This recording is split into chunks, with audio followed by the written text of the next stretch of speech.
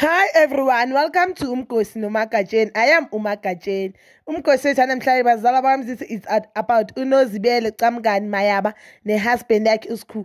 Guys, I've never been so happy. I am so happy.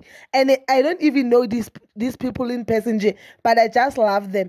Nozibele ne husband yakhe uSkhu, they'll be expecting umntana wabo boy 2 together. So you guys, nje ngithe mangena ku Facebook, I saw this thing trending and ngathi thing evil.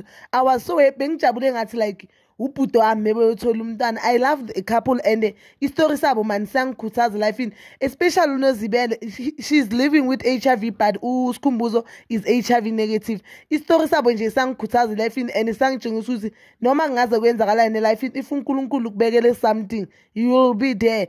Nozibele yasho indlela akhule ngayo from where asuka kuye nala akhona manje, it shows ukuthi uNkulunkulu and hard work pays. Guys, you guys have never been so, I don't wanna lie. Ngithe nje mangibona lento ngathi no, let me report ngitshela abazali bakamsitho bami how happy I am. I just wish nje ngabe ngiyenza ama videos ukuthi nibone busami so that nizobona ukuthi ngijabule kanjani. Congratulations to the Mayaba family. I do know ukuthi uSkhumbuzo unomntana wakhe ongasiwakazi Nozibele from the previous marriage, but nje the fact that God has blessed them together now bazoba nowabo umntwana, that makes me happy and it makes a lot of people happy. It shows ukuthi ukubekezela nje yonke into mawubekezela uNkulunkulu uyakureward for each and everything weyenza life in. The couple, they are the happiest couple I've ever seen ku YouTube.